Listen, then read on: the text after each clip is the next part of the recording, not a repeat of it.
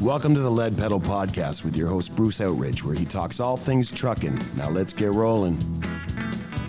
Hello, welcome to Lead Pedal Podcast. I'm your host, Bruce Outridge. This is episode number 1172. It's Lead Pedal Q&A today. And we had a driver ask about becoming an owner-operator and whether they should be local or on the highway, and they would like to have their own authority. Ooh, that's a big question right there.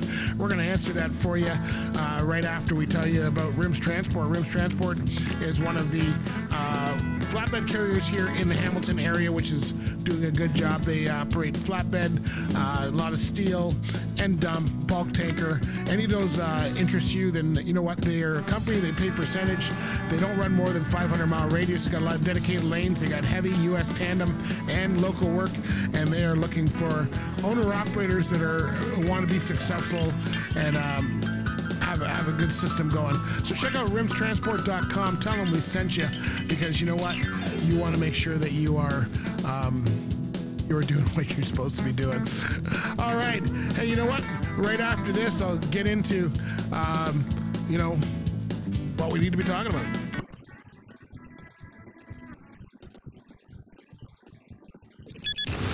By far my favorite station. You're the best. Oh, yeah. I love you guys.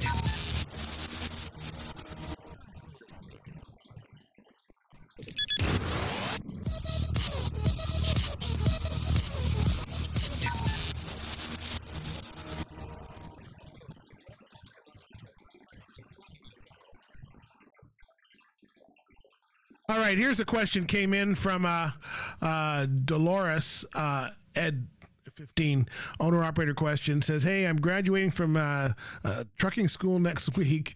It's been a long 6-month course, so that's good. At least you're in a long course. And I couldn't get more excited. My eventual goal is to have my own authority with my own truck. The nightly home time of a local company driver is appealing, but I've talked to a few drivers that say that I'd be more likely to book higher paying loads as an owner-operator with local regional experience than if I came from a local job. What are your thoughts? So here's the question. Do I do local or do I do highway? Here's my answer. Neither one. Well, not as an owner-operator. Not coming out of a school, folks. That is not when you go buy your truck. When you come out of that school, you need to spend about 2 years just learning trucking. It doesn't matter if you're local. It doesn't matter if you're highway. It doesn't matter if you're regional. Trucking is its own beast, and you need to learn it. So what you want to do is you want to make sure that you get on with a good company after that and try it out. Get in with a company that does all of those things. I always encourage people right out of the gate to not stay local unless for some reason you just cannot get out of town. But I really think that you're better off to go on the highway and really experience it, especially fresh out of school, so you can remember and use all of those things. But if you're coming out of school, your first thing should be which company has the best finishing program. Now, if you are going to be an owner-operator, first of all, there's owner-operators with your own authority, and there's owner-operators that are leased onto a company. The way it normally goes is you go to becoming a driver for a while.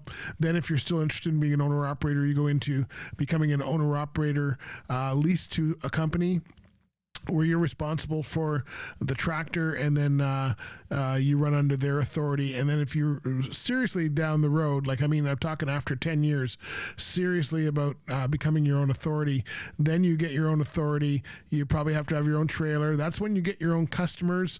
It's a different animal than being leased on, and it's a different animal than just being a driver. So I wouldn't rush into that. That's not something for somebody brand new out of school.